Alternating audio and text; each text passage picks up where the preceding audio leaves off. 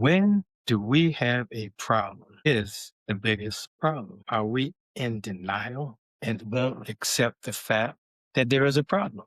A problem exists and is distressed by it when your life is negatively impacted in notable ways. Remove all distractions from your life. Let's think greater. We should think greater than we feel and be free from all kinds of distractions and addictions. Let's do greater things and not be addicted to things that are subtracting our time, our money, and consuming us as individuals. Okay? God is God all the time. I must say, all the time, God is God. This is part 3 of the series I'm doing where it's called Addicted to What is Subtracting Positive Things in Our Lives. I did say in the last episode that in this episode I would cover behavioral addictions and the process of detoxification. So our thoughts make up the ingredients of our emotions, which causes us to do things that consume our time. Addiction is a harmful behavior of mental and emotional factors that govern a situation or activity. Be free from this way of thinking. Be free. So I must add, being free from this way of thinking is the key to being addiction free. The behavior that we hate becomes a habit.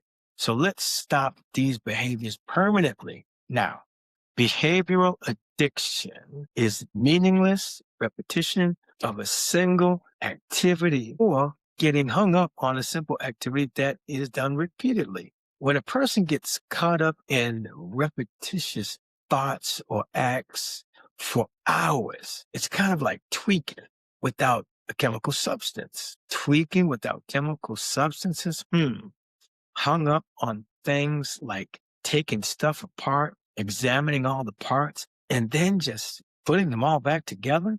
This is like tweaking for y'all that may not know.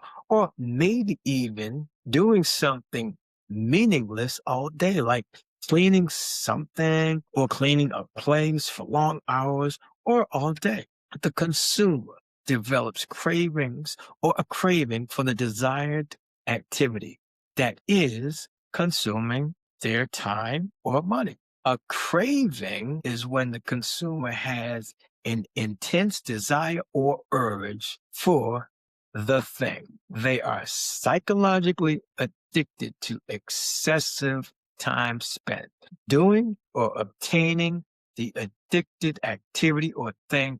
Nearly all of the person's daily activities revolve around whatever their desired choice of activity or behavior or pleasure is. Meanwhile, the person fails to fulfill major obligations at school, home, or work despite having persistent or recurrent social or interpersonal problems by seeking and pursuing the desired choice of activities, which I will discuss later, these activities and these desired choices. The person may also continue doing it even despite the knowledge of having persistent physical or psychological problems. The person is unable to abstain from doing that thing or substance despite the difficulties of doing that activity. Also, behavioral addiction is when the person needs increased amounts of that activity or experiences a diminished effect when using the same amount of time for the activity or action.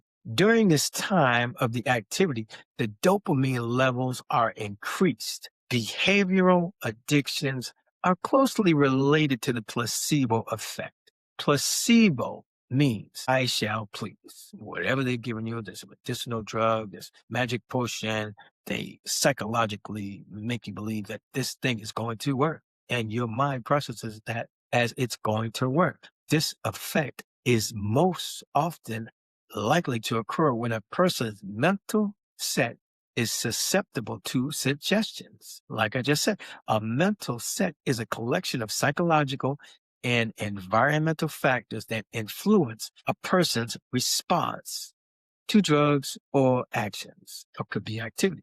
Placebo effects caused by suggestions and psychological factors independent of the pharmacological activity of a drug. Okay. It has nothing to do with the process of how the breakdown of the drug works in you. It could be baking soda. And if they tell you that this is going to cure a headache or something in your mind is believing that. So you already processed that with the power of your mind. The placebo effect is basically the power of the mind speaking things into existence, which is biblical. They call it a placebo effect. We in the church call it speaking things into existence. So in layman's terms, basically, there's the power of your mind accepting whatever the person or doctor says about a drug and or thing, even if the substances in the drug do something different or nothing at all. So why am I on this sidebar? Why am I talking about the placebo effect? Well, I think internet browsers, gamers, and most behavioral addictions may have the placebo effect in them to some degree, where you create something in your mind that is not in the drug or activity. It's all in your mind, the power of your brain, which I will be talking about dopamine transmitters as well. This is another power. This is a scientific, factual thing. I'm not saying that um, speaking things into existence and the power of the tongue and spiritual aspects are not facts as well. These are factual events that take place. But before I go further into the actual brain activity of dopamine, I want to tell you about one behavioral addiction called gambling. I could have went with pornography, social media, and many others, but gambling shows loss of control, aggressive worsening, continuance, despite negative and disastrous consequences, or show relief of tension from the activity of gambling is like a substance addiction because gambling is psychological and a behavioral addiction. If it was not an addiction, then Gamblers Anonymous would not even exist. There are also other behavioral or psychological addiction or helpful resources like Gamblers Anonymous. Like they're called things like Overeaters Anonymous, Sex and Love Addicts Anonymous. These are also known as non-drug addictions. These behavioral addictions. That's what they classify it as. Now, about dopamine. All abusive drugs and psychological addictions and behavioral addictions, which psychological and behavioral kind of like coincide in parallel, behavioral addictions that either directly or indirectly target the brain's reward system by flooding the circuit with dopamine. Now, dopamine is a neurotransmitter in the regions of the brain that regulates movement, cognition, motivation, emotion, and feelings of pleasure. This is the key, what we will focus around when it comes to addictions and substance abuse and things of that nature. It is the feelings of pleasure, which is called the reward center, the pleasure center, where you get your rush, you get your high, you get your euphoric state. Overstimulation of this system that rewards our natural behavior produces euphoric effects, a high, a rush, sought after by people, and teaches them to repeat the behavior.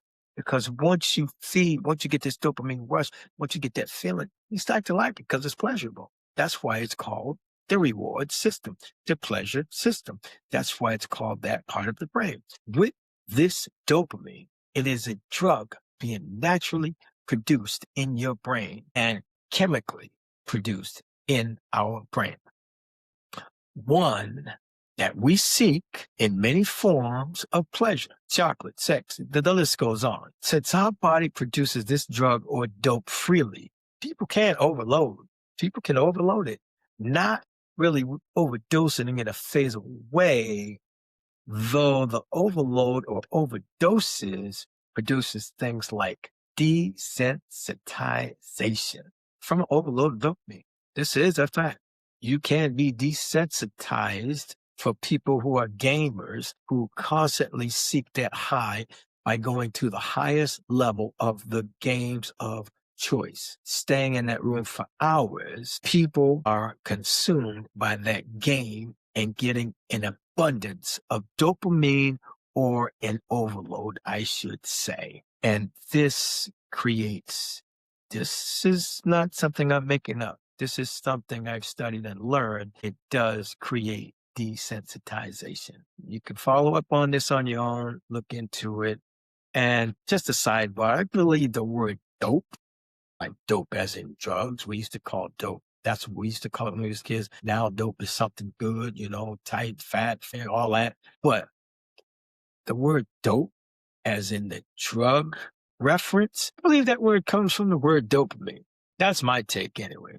I'm just saying, I don't have any actual facts on this. So anyway, give me some comments in the comments if you know something different where this word really came from, because I looked it up and it just talks about the things I just said, like drugs and the slang, and things of that nature.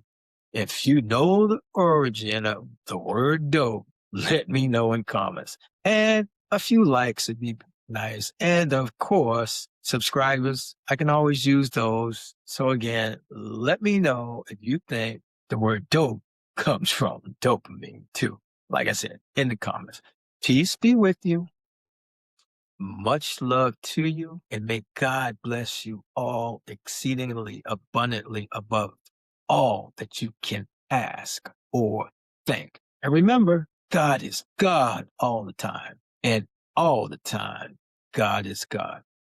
And another sidebar, this is Exodus. I'm the host of Exodus. My name is Priest. Okay. Now look out for part 4 because I still have a continuation on it. I'm going to have a continuation of behavioral addictions and conclude with detoxification. This is Priest. I'm out. God bless you all. Peace.